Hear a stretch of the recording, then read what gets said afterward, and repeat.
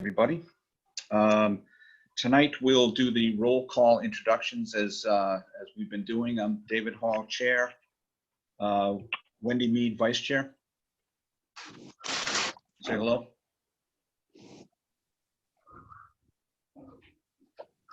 Oh, she's muted. Yep. Christine. Wendy, say hello. Hello. Jesse Lemanik, Yep. clerk. Present. Jonathan Anderson, member. Present. Jeff Bannon, member. Also muted. Present. And we have Town Manager Jim Smith. Here. Great. So I'm going to read the regular preamble. Before I do that, I did want to mention that we do have public forum available tonight that's coming up first on the agenda. And if you want to call in tonight through this meeting, you'd have to call in. The number to call in is 301-715-8592. And I'm actually going to put the agenda up on the board. Hang on.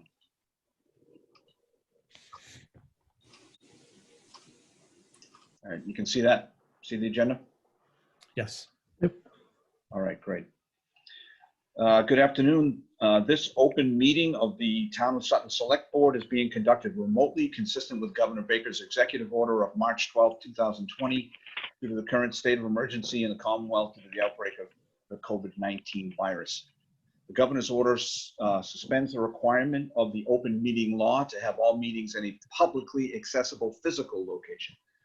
The order allows public bodies to meet entirely remotely, so long as reasonable public access is afforded so that the public can follow along with the deliberations of the meeting. This meeting is being broadcast over the normal cable TV channels tonight. They're working on streaming over the internet, but that's not quite ready yet. And as I just mentioned, we do have the ability to call in for a public forum tonight. First time we tried that. So this meeting will feature public comment, and we are meeting tonight on this afternoon on the Zoom app as posted on the town's website and the normal places that we post public meetings. The meeting is being recorded and will be shared later publicly, so just be aware of that. And I think we've been doing this a little bit, so we kind of know how to sort of get around and talk without talking over each other.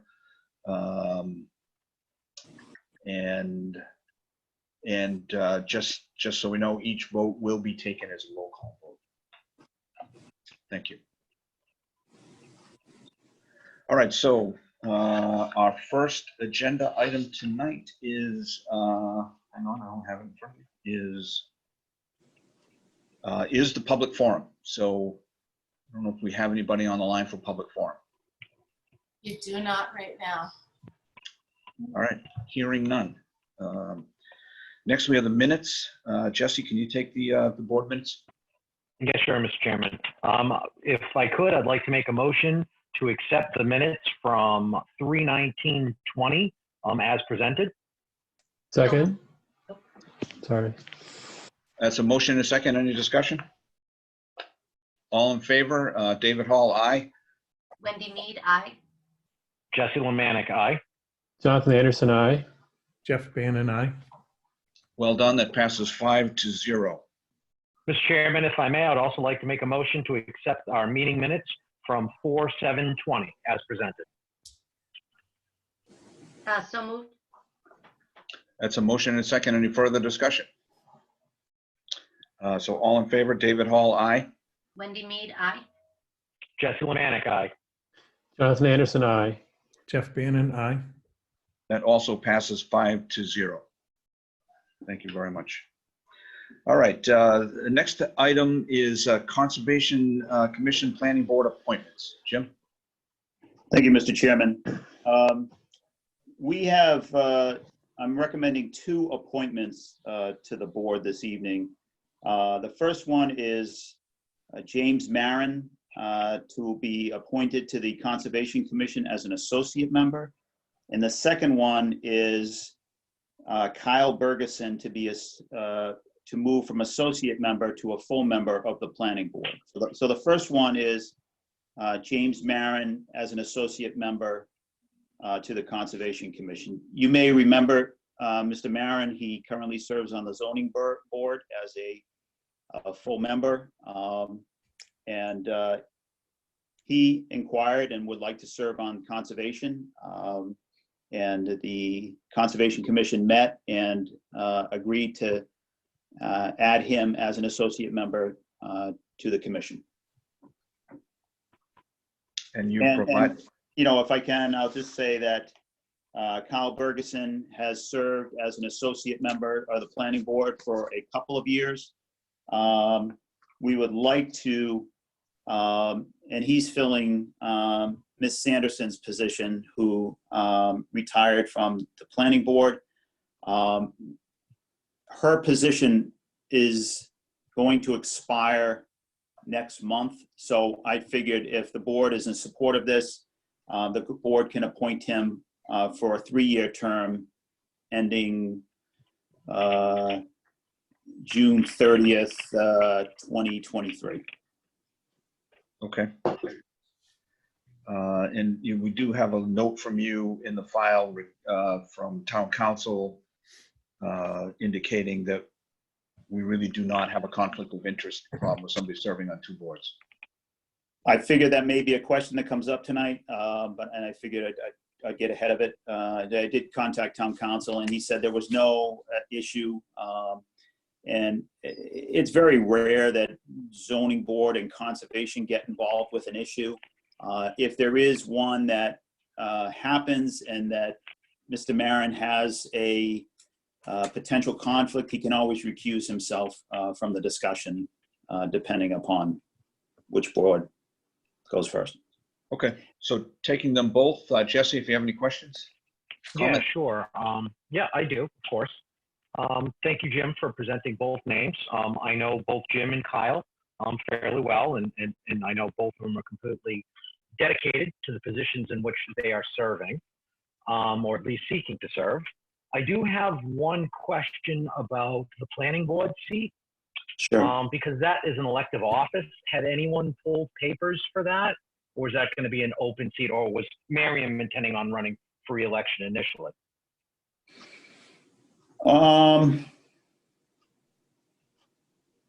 If I recall, I think Miriam's position was an Was appointed it appointed position. one? Yeah. Yeah, I think there are some elected positions, but I believe Ms. Sanderson was an appointed position by the Board of Selectmen. Okay. No, then in that case, that renders that question moot. Thank you, Jonathan, for that answer. I wasn't aware that there was a difference in the membership of the members of planning board. I It assume was a they were highly all sought elected position. positions. So, But the appointed one, not the elected one? yeah. Yeah. It's the luck of the draw. Yeah. As far as James, again, I really have no issues, but I would like to bring up one point. I was tuning into some of the Concom meetings as of late, and a point that was brought up by the commission was the fact that Sutton, unlike other towns, essentially has a part-time conservator, in that Brandon is not a full-time employee and is not accessible at all times during the day. So as a result, the members of the commission have to do a lot of the heavy lifting that someone like a Jen or a John Kuchar or even a Ted Friend could handle in terms of public relations during the day, to allow those who are either elective positions or volunteer positions, just fill their duties and obligations on the board. That being said, I know that the Concom does, through the Massachusetts Association of Conservation Commissions, does offer certification. And one of the things that I was thinking of was possibly not for James, because I'm sure he's going to throw himself into it fully, but maybe for future positions, maybe reappointments, that we might want to consider attaching this certification or some type of good faith effort, just to ensure that the board members are fully knowledgeable in terms of mass law as well as our own local zoning bylaws. So that way there's not any type of potential issues that could pop up down the road. Just something I was thinking of. I know the chairman, Andy, he had actually mentioned this point at one of the meetings. So not in terms of the certification, but in terms of the limitations, and that just kind of had my mind wandering a little bit. So again, I'm not saying necessarily have to take it up for consideration now, but just as maybe a point down the road, something that we might want to discuss. Now, obviously, I don't want to turn people away because obviously we appreciate everyone who spends their free time volunteering and serving on all of our boards. But again, something like Concom, where there's just a high level of knowledge that's required to fill those positions fully, and not having a full-time position there to turn to. Again, it's just something that has been going in the back of my head. But of course, that does not impact my view on James or Kyle in any way. It's just throwing it out there. One of the luxuries of being self-contained in my house, lots of time to think. So that was an endorsement then of the two candidates. Oh yeah, fully. Okay. You all set? Yeah, thank you. You're welcome. Wendy? Yeah, thank you so much, Mr. Chairman. I really appreciate all of the work that Kyle and James have already done for the town. So I think that they would be great people to fill those positions. And I just wanted to thank you, Jim, for being proactive and getting that memorandum from town council in case anybody had any related concerns. Yeah, I figured the lawyers on the committee may have those questions. It could have come up, Uh, but that's all I have, Mr. Chairman. Thank you. You're welcome. Jonathan? Yeah, the same here. I think I know both James and Kyle, and they're both very dedicated to their roles. And Kyle's been in the associate planning board role for a while now, and I think it's a good opportunity for him to step into a full position. And I think James will make a great addition to the conservation board, or conservation commission. Sorry. So. Great. Thank you. Jeff? Thank you, Mr. Chairman. I also think that both of these gentlemen are good choices for these positions. And the question I had is, and I'm not sure, maybe Jonathan, you could answer it. What's the difference between an associate member and a full member in terms of their participation in the meetings, and do they have any voting authority? And I know, at least from the planning board perspective, Jen would usually have the associate member weigh in, but they don't have any voting rights unless there's a member missing. Then they have full voting rights in that particular meeting. Or if a member has to recuse themselves and step down due to a case that maybe next to their property or something like that, that member would then step in. So you fully participate and you give your opinions and you learn, but you don't actually get voting rights when the full board is present. great. Okay. Thank you. That's all, Mr. Chairman. In a way, this has been great because it's a great way for you to get on the board and start to learn as an associate member. And then, Kyle's been doing that for a while now. So now he's stepping into a full role, and it's not like he's coming in cold. So I think it's working as designed. Good. Great. Thank you. That's it. Jim, how long have we had associate members allowed now? Since the summer of 2018, when the charter actually passed. Obviously the charter was sent up to the legislature in 2014. It took a while to get through there. So the summer of 18, the option has existed in all committees to have up to 2 alternates, or alternate members. Yeah. So it's a good segue, actually, because every time this comes up, I like to point out how great a structure this has been for some of the planning board's a really good example, because it's such a in-depth role that it's kind of like giving a member training wheels and a place for them to go and learn the board's or the committee's issues and responsibilities and the technical elements that come before the board before they step in as full members. Right. So Kyle was afforded that opportunity in this case, and I'm sure he'll be ready to go. And it's really proved to be pretty valuable, I think, for the members that have served in that capacity to be ready when they step in. So yeah, And just, for myself, just thinking about James asking to be on 2 committees. So that's a lot of work. And we're certainly grateful that he's willing to put that kind of time in. So yeah. Kudos to him. So with that, I'd ask Wendy if you could to read the motions.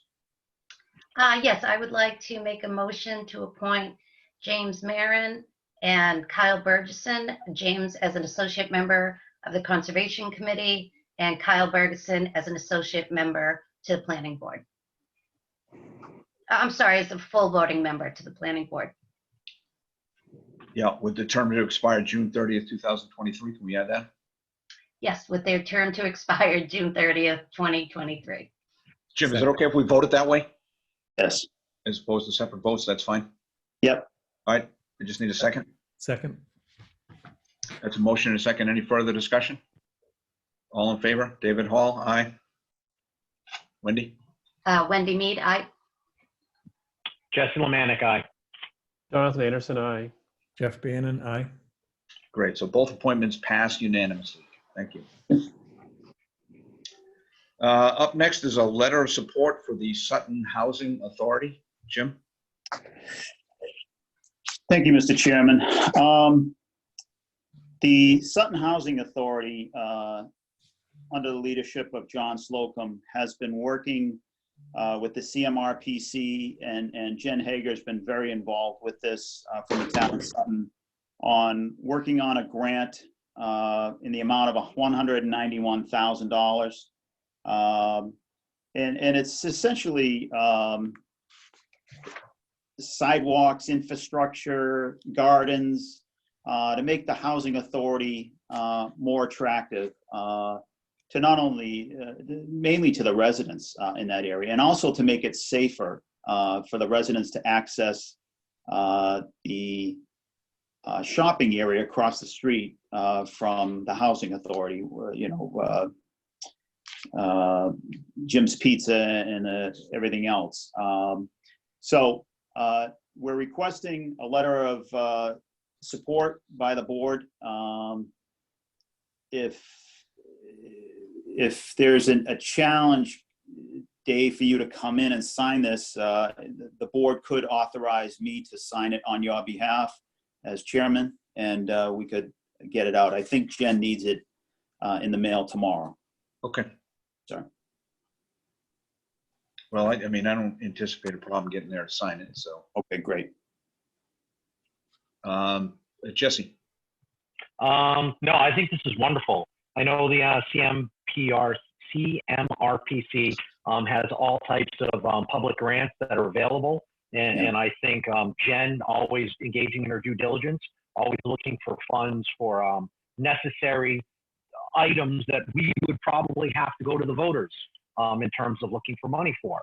And I think increasing accessibility to Heritage Plaza is not only good for the seniors who are largely trapped down there, but also is good for the local businesses that have it at the plaza. So I think it's a win-win. And of course, thank you to Jen for thinking out of the box as usual, trying to access all funds that are available to us and Sutton. Great, thank you. Wendy? Yeah, I just wanted to add that I'm really excited to see all of these changes take place, from the artwork to the shuffleboard to the pathways. I think it's going to be a great benefit to the town in general, but certainly to the residents of that community. So thank you, Jen, again, for finding a project and then making sure that it gets completed. That's all, Mr. Chairman. Great, thank you. Jonathan? Thank you, Mr. Chairman. Yes, I absolutely agree with this. The CMRPC is a great regional organization that I know the planning board relies on very heavily, and they have a lot of great grants, and they're just a great asset for us. And so I think, I really thank Jen for kind of driving this and to create this grant. I think it makes absolute sense to provide kind of better living space and safer living space, and making sure things are all ADA compliant. And so I think this is a very good thing for us to do. And to Jesse's point, it's not coming out of our taxpayers' money, it's coming out of the grant. So I think this is a win for everybody. Excellent. Thank you. Jeff? Yeah, I also I agree with the previous comments. I looked at I looked at the letter and that you're going to sign, as well as I looked at the website for the grant and so forth, and it's a really creative use of or application for that grant, and it's so kudos to Jen for her work on this, because it is a creative kind of out of the box kind of thinking to get a grant like this. So, and I agree with Wendy. I think it's just going to be, it's just going to make that whole area much nicer. So hopefully that, we're successful with it. So. Yeah, it's hard to be against this. So, I think it could be sort of a quiet little area of town that nobody thinks about. So it's nice that the Housing Authority and Jen and the state is kind of aware and looking at it, paying attention, and Yeah. Potentially helping out. So Yeah. Certainly appreciate that. So nothing more to add to that. Jonathan, can you take this one? Sure. Mr. Chairman, I make a motion to authorize the select chair to sign a letter of support for the Housing Authority to submit an application for a grant. Second? Right, that's a motion and a second. Any further discussion? All in favor? David Hall, aye. Wendy Mead, aye. Jesse Lemanik, aye. Jonathan Anderson, aye. Jeff Hannan, aye. All right, so that passes 5-0. Thank you, Mr. Chairman. Yeah, thank you very much. And moving on, we are at ratification of new police officers. Jim? Well, we don't have the officers dressed up coming before you tonight for obvious reasons, but we will have them when the appropriate time, when town hall is open and we can have the officers and the chief and fellow department head members attend a select board meeting. But in the meantime, the process needs to go forward. We had a couple of 2 empty positions that we'd like to fill. They are, the first one is Alexander Sinney out of Dudley, Mass. And the second is Kevin Casabula, who you may recall that name. He was a former dispatcher for the Sutton Police Department. Spent a number of years, probably 4 in Las Vegas, Nevada as a full-time police officer. The benefit is both are academy trained. We don't have to send them to the academy. Kevin is obviously aware of the town, very little training, FTO training. So he can hit the road right away and add an additional patrolman to our force. Alexander is been working as a full-time officer in Warren, Massachusetts. I've interviewed both and agree with both of these hirings. Again, we will do a formal introduction of these individuals at the appropriate time as soon as we're back to relatively normal times. Great. Jesse, any comments? Well, just a little bit. I did actually, the last time I crossed paths with Chief Toll, it was shortly after he made the decision on Alex.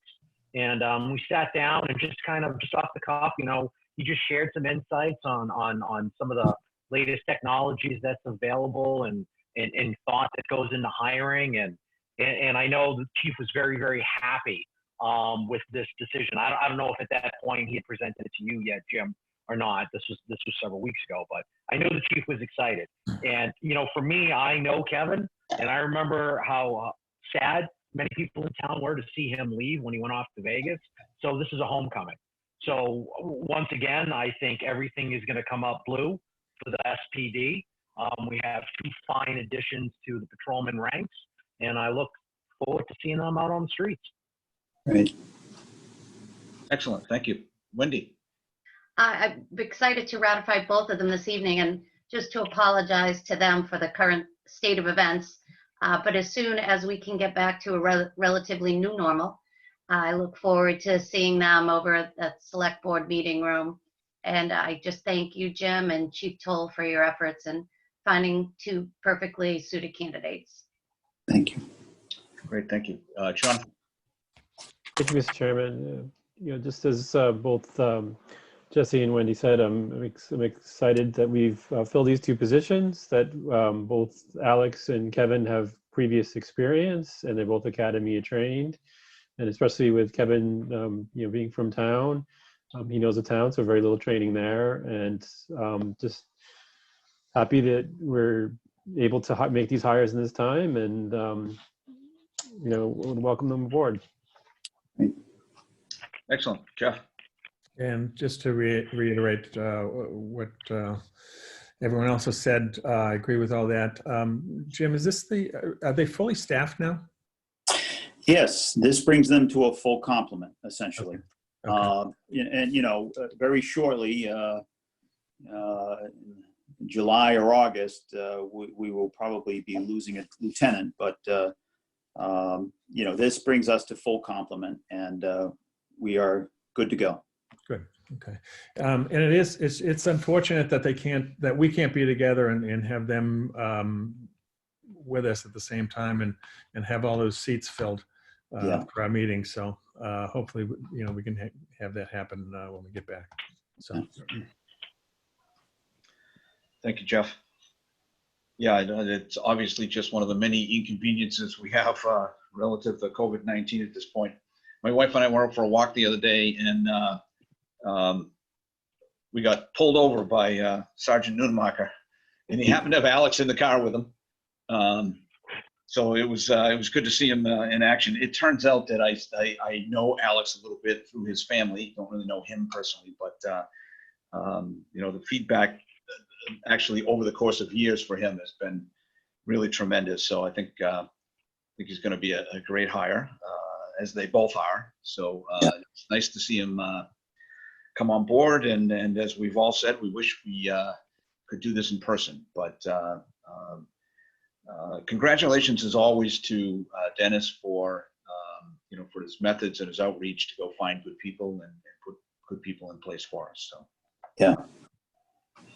So who's up? Jeff, do you want to take Do you want to do them together, or should we do them separately? Let's do them separately if we could. Okay, Mr. Chairman, I'd like to make a motion to ratify the appointment of Alexander Sinney to the position of full-time Sutton police officer. I'll second that. Motion and a second. Any further discussion? All in favor? David Hall, aye. Wendy Mead, aye. Jesse Lemanik, aye. Jonathan Anderson, aye. Jeff Bannon, aye. That passes 5-0 for Alex Sinney. You want to take the other one, Jeff? Sure. Mr. Chairman, I'd like to make a motion to ratify the appointment of Kevin Casabula to the position of full-time Sutton police officer. I'll second that as well. All in favor? David Hall, aye. Wendy Mead, aye. Jesse Lemanik, aye. Jonathan Anderson, aye. Jeff Bannon, aye. Excellent. 2 unanimous votes. Thank you very much. So now we're on to town manager's update. Jim. Thank you, Mr. Chairman. First of all, everybody is aware that the schools are closed for this year. The governor made that announcement, I believe it was last week. Obviously, I've been in regular contact with the superintendent, and he obviously has the administration, the principals, and the teachers hard at work with their various responsibilities. So it is a challenge. We hope to get back to, as Wendy calls it, a new normal in the fall, but time will tell. But it is a good thing that school is out for the rest of this year. We can all focus on getting well and staying healthy, and hopefully we can get back together in the fall at the schools. There are a number of town-wide events that have been canceled. It's unfortunate because they are all terrific events for this town. The first one is the MRA Solstice Triathlon. Alex Rogozinski comes into the select board meeting once a year, as you know, and is real excited about this.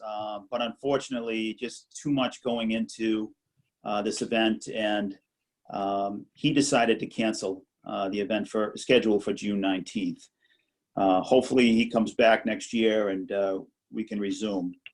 Also, the 5K road race, originally sponsored by the PTA, scheduled for May 31st, has been canceled.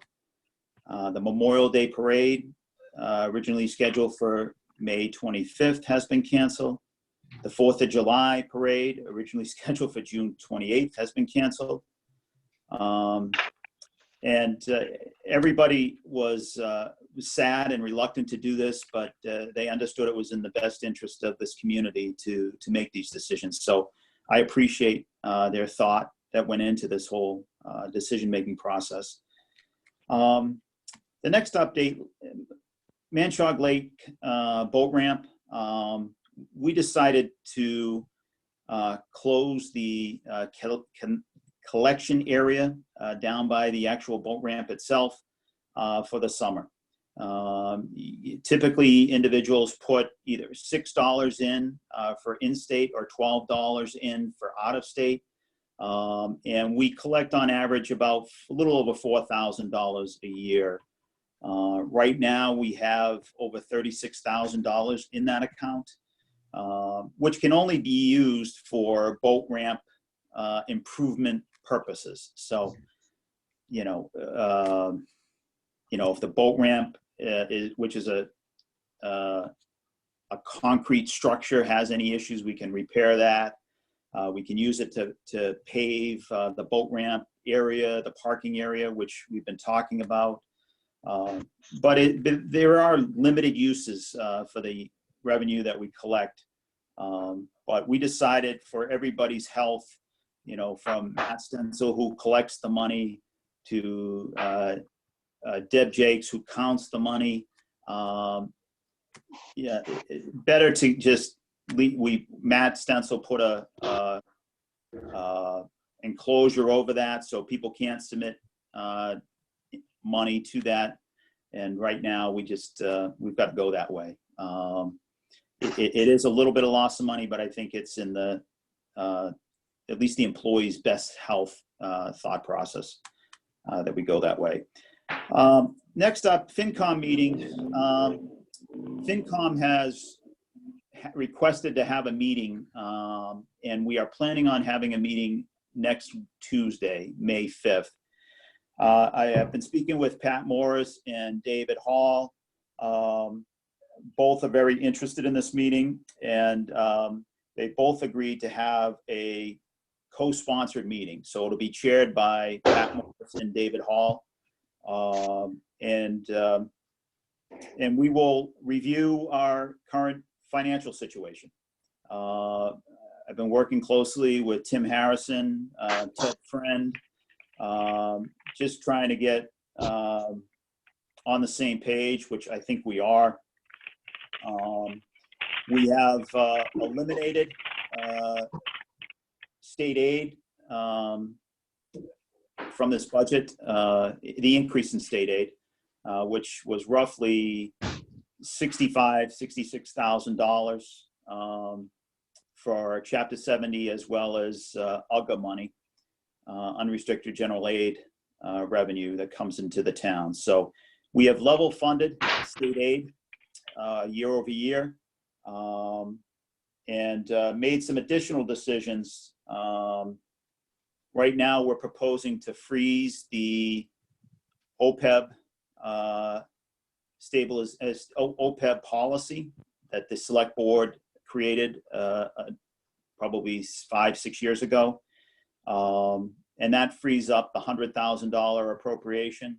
We've moved that into FinCom reserve fund, so it'll be available for appropriation in case of some cuts in state aid, or for some potential decreases in local receipts. So it gives us additional cash to deal with any potential problem that we may be facing. So I think we've got a good strategy. We have talked about conserving expenses, potentially freezing positions going into the new year 2021. But I believe we will be better situated than many communities that are in the same position that we are. But that meeting is next Tuesday night at 5:30, I believe. And we will obviously send out an agenda and so forth prior to that meeting. And last update, we've been working with Constellation Energy over the municipal electric prices. As you know, we signed an agreement with Constellation Energy to, I believe it's a 3 to 4 year agreement on municipal energy. We locked in a price of close to 0.94, 0.95 cents per kilowatt hour. The current price is 0.87 cents, so it's a little bit of an increase. You know, Doreen DeFazio has been working very closely with the leadership at Constellation. We are working with them on the assignment of the Agera contract for the aggregation side of things. That contract is up in the fall. But throughout these conversations, I believe we made some progress, and for potentially increasing the contract an additional year, we can probably get a lower rate for the municipal energy prices. So that means a lot over at the school department. You know, 2 cents can make a lot of difference for supply over at the school department. They're the biggest energy user in the town. So I think I just wanted to give the board an update what we're working on. Obviously, if we come up with an agreement, I'll have something for the board to sign at the appropriate time. That's all I have for updates, Mr. Chairman. Excellent, thank you. Jesse. Thank you, Mr. Chairman. Jim, great update. Thank you for everything. Sure. I do have one quick question regarding the schools. Sure. Have the students been able to return to schools and clean out their lockers as of this point, or is this still being postponed to a later date? Yeah, not right now. The school, you know, at least the superintendent hasn't revealed how he intends to do that. Obviously, there's stuff that the students will need to collect. So we're trying to figure out the right way to have them enter and exit, assign the times, probably by last name and by grade and so forth. So it's a little bit of detailing that needs to work out, but he is in the process, and we haven't forgotten about that. Okay, thank you. Yeah, it's a shame about the cancellation on the events. Have any of the outside groups looked to possibly rescheduling in the fall, or are they just looking to cancel the triathlon and the race?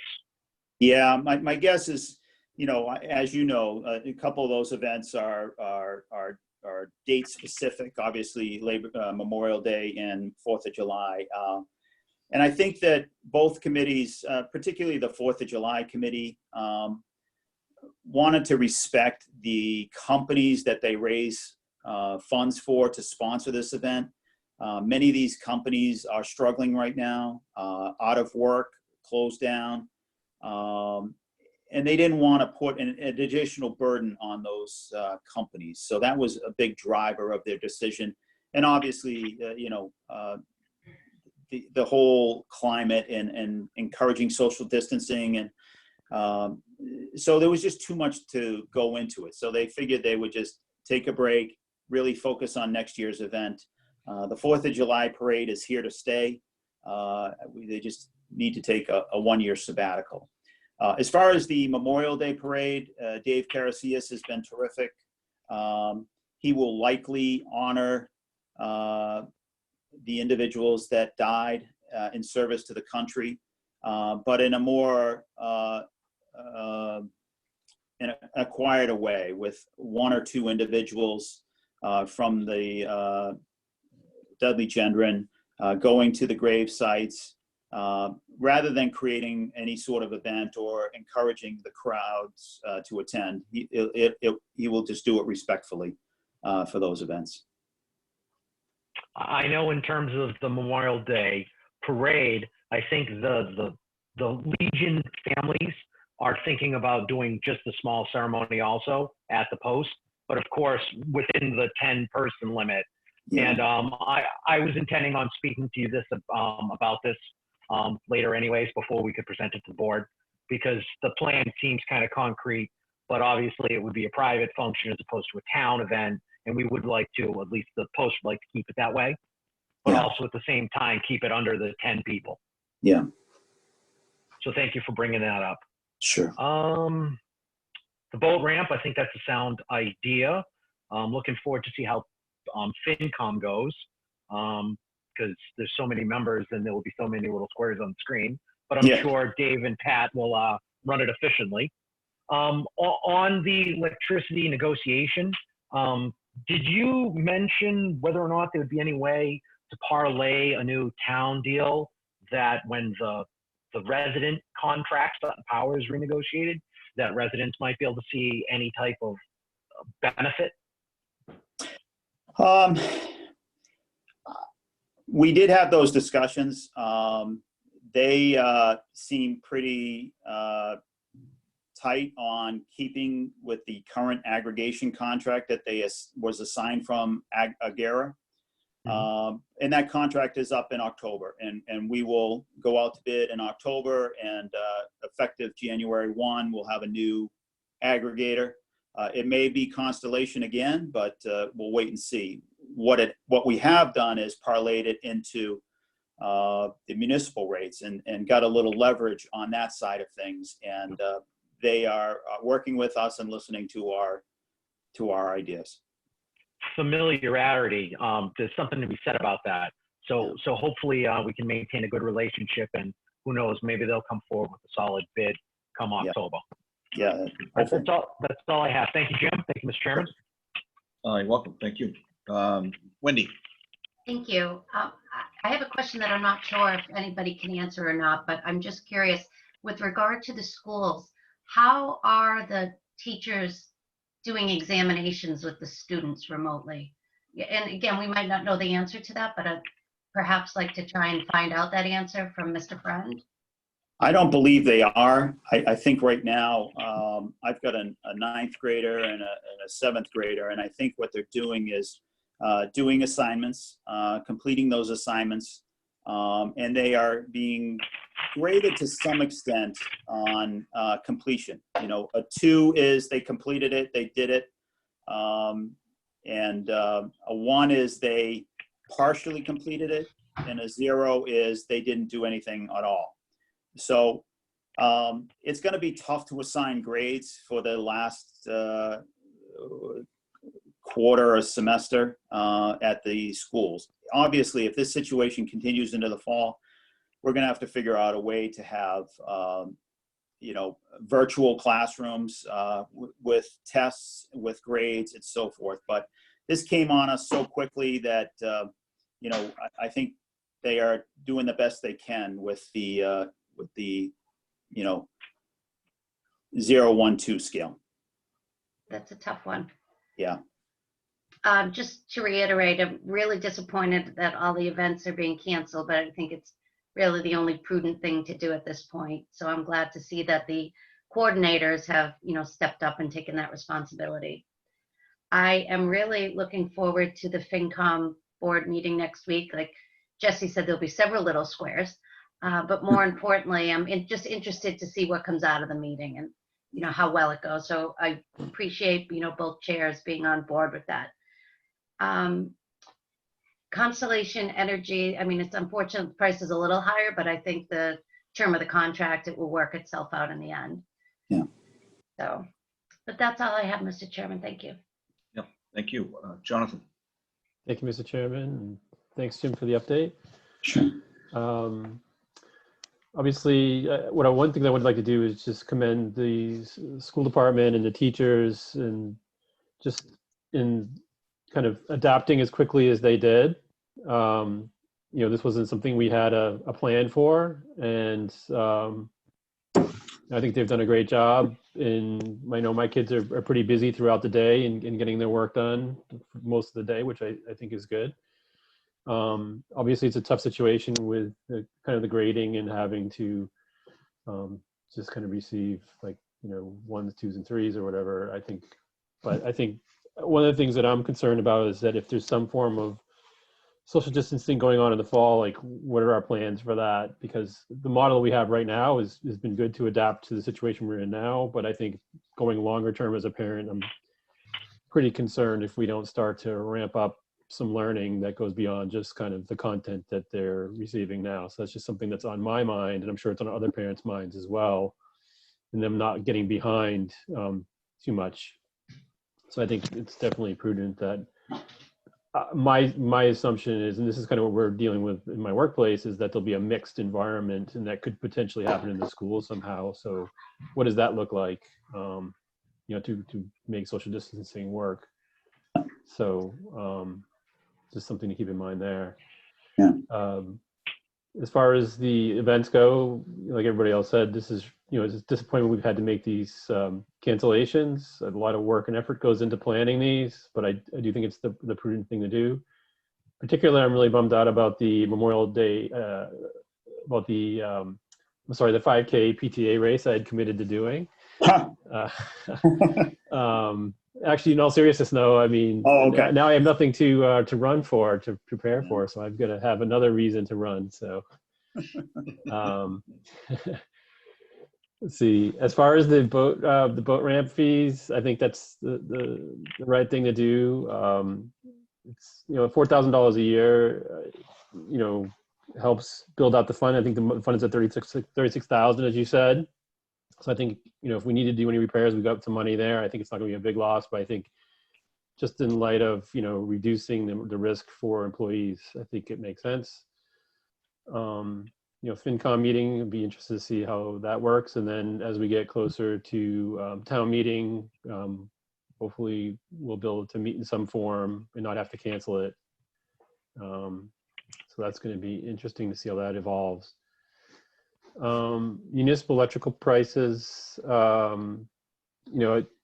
can just imagine, even though it seems like a small little increase, it's big, like especially when you have volume of usage, it's a big increase. So I'm just kind of curious in the back of my mind. I know it's not directly related, but I know energy prices are down as a whole. I'm wondering why electrical lags.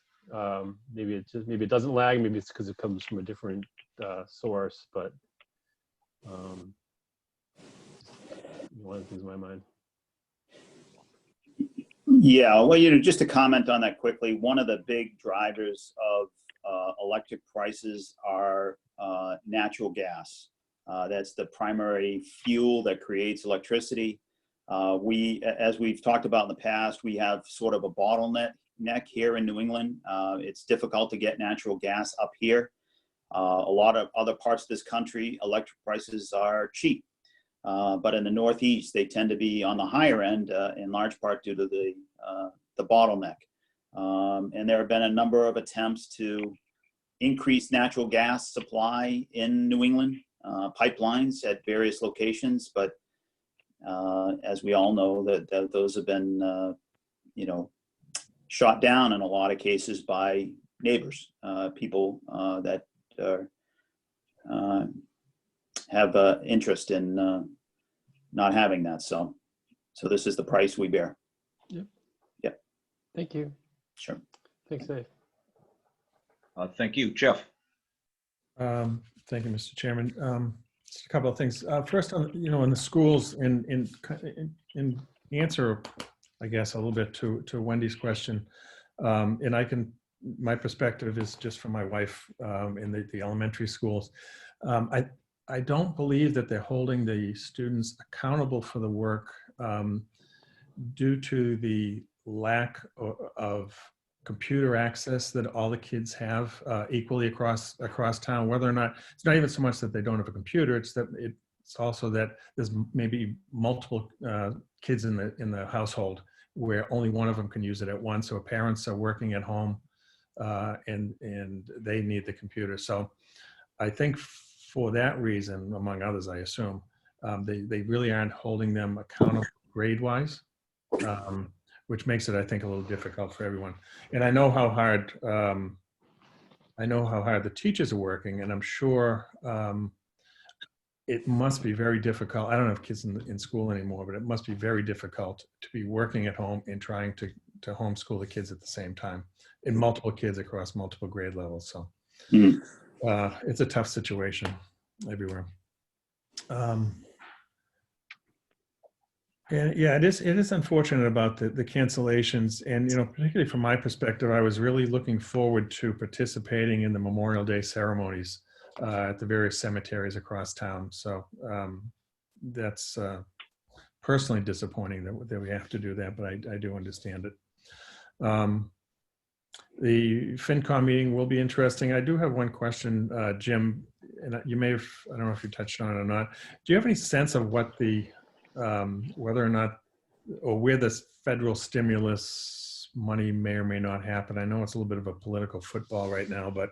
Yeah, it is. And, I've been following it just as you have. And, they have issued an additional funding round for PPP, the small business loans. Yep. There was some discussion trying to include relief to states and municipalities within that. That was, I don't know, kick the can down the road, and we'll get to it. Many state governors are interested in that, and we continue through MMA and others to put pressure on wherever to say its need. Because if the state has to cut state aid, particularly to schools, that's going to go in the opposite direction of where they've been headed. It goes in the opposite direction of the Ed Reform Act of '93 and the most recent legislation that went through. My hope is the federal government steps in and assists cities and towns and states with some sort of relief. In 2009 or 10, we had the ARA money, which was, unfortunately, it was one-time revenue and you had to use it wisely, but you were on the finance committee at that time. So we used it appropriately, and hopefully we get that similar relief this time. So that'll be interesting to that meeting, and perhaps by that time, maybe we'll hear a little bit more about that. Yeah. Whether that's available or not. So that's all I have, Mr. Chairman. Thanks. Thank you very much. Great comments, everybody. Jim, thank you for the update. There's really not too much to add, certainly about the schools. And I echo the same sentiments on the cancellations of all the townwide events. When you hear, when you stack them all up into one kind of notice like this, you realize all the community just events that go on, and then so it's a shame to see them all sort of come to an end. So I'm in agreement certainly with the boat fees, as everyone else is.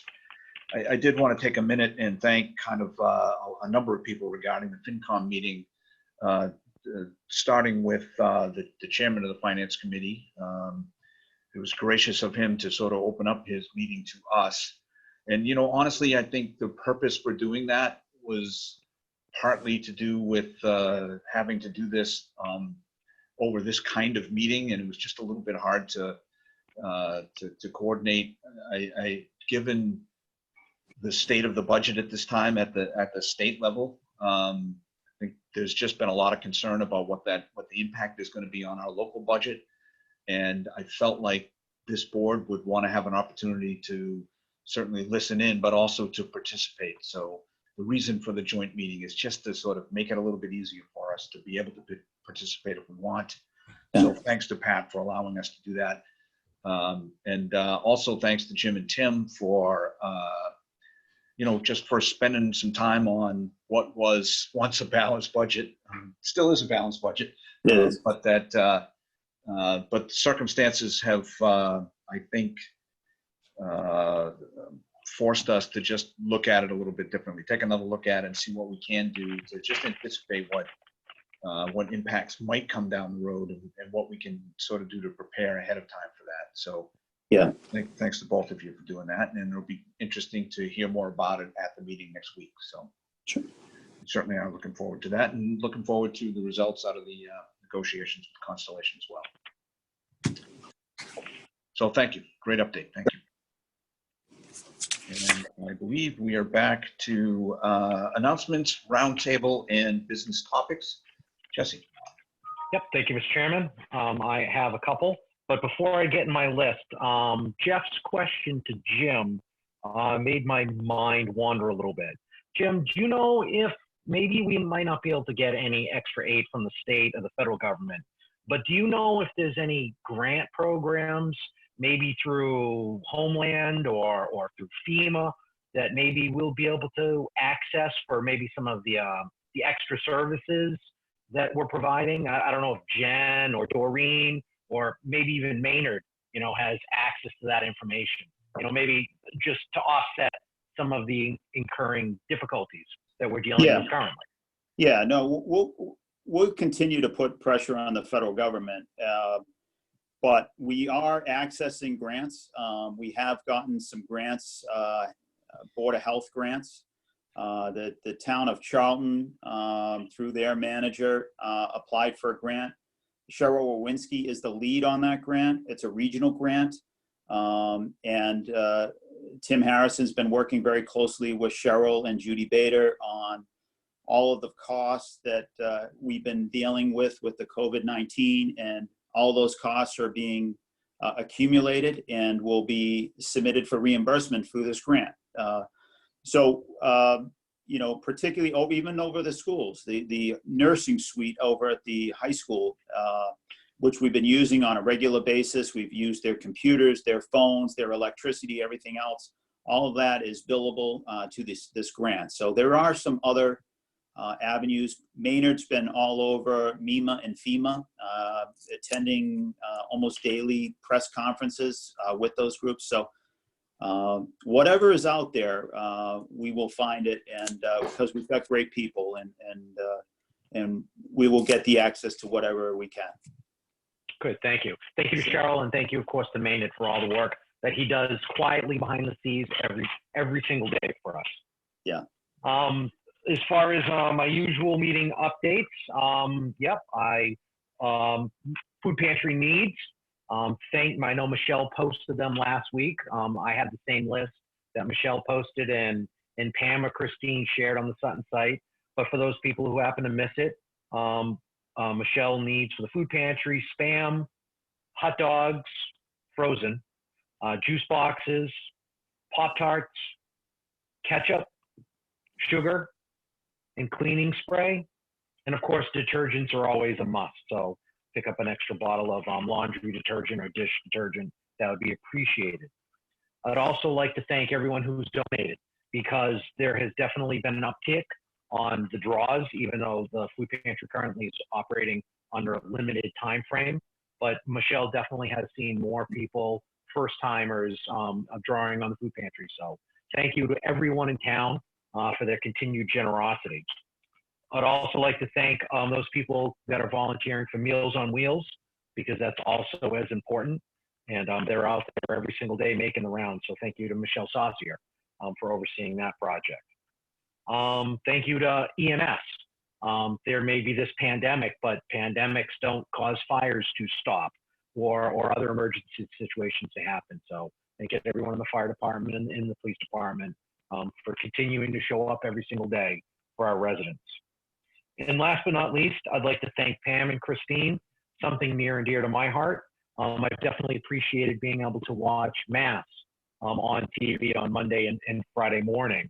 I also have tuned in and not only seen Father Mike at St. Mark's, but I've also tuned into some of from Legacy Church and the First Congregational Church.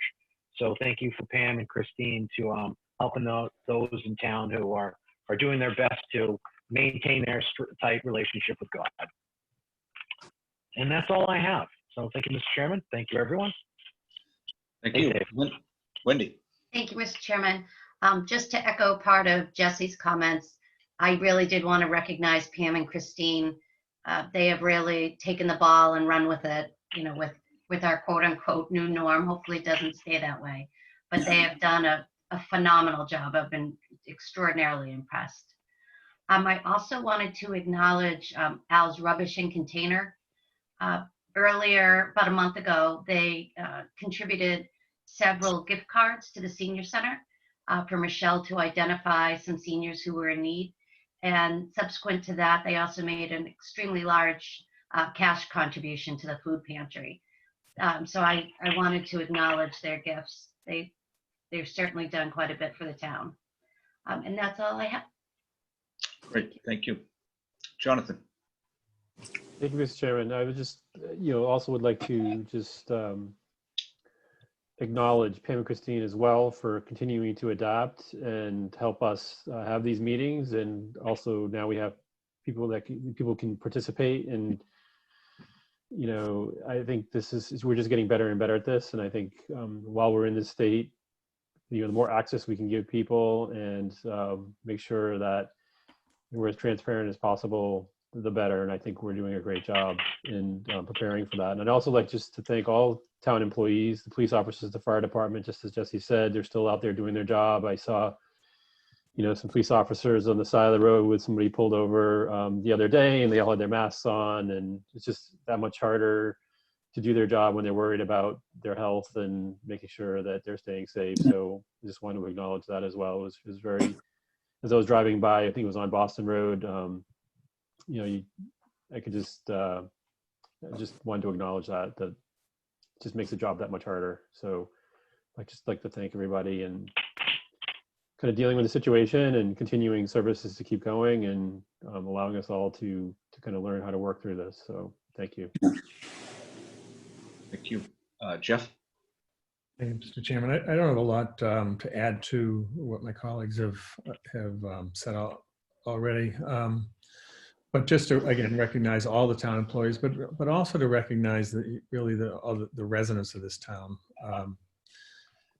and to recognize the patience that has been displayed, and just in the kindness as well. So it's a tough time for everyone. We still have to be vigilant. There's still a pandemic. There's still a virus going around. So just to recognize the citizens of the town for their patience and kindness to neighbors is really all I wanted to add to what's been said already. Excellent. If I could start off on a lighter note, I'd like to just mention that I saw Michelle's food pantry list, and my first thought was, I could use some Pop-Tarts myself. That was a good item for the list. So. A couple of people I wanted to acknowledge. First of all, I thank you to everybody for mentioning Pam and Christine. They really have been, they've been forced to really learn a whole bunch of new technologies themselves. And I suspect that some of what we're learning is going to serve us even after these days are over. That we're going to have a few skills and a few methods that we didn't have coming into this. And we still have some things to learn. And they're on it. They're working really hard. So appreciate that. I think last time I mentioned Cheryl specifically, but I had an opportunity to speak to her professionally, regarding some issues we had here. And, she's everything that we know about Cheryl. So professional, so knowledgeable, and just so hardworking. So I couldn't resist the opportunity to mention that again. And last time I was remiss in not mentioning our supermarket workers. I think they're getting some recognition around the country, but they're really, essentially first responders. It feels like to me, just the nature of what they're doing right now. And so I just wanted to give some appreciation for people and really, essential workers everywhere. They're doing a great service to all of us. So. And I also wanted to mention, I do know that our police officers have been doing like drive-by birthday celebrations and things like that around town, which is just a nice way to pick up people's spirits. And it's in addition to whatever else they're doing for their quote unquote day job, they're still working and finding time to do those kind of things. So appreciate that they're doing that.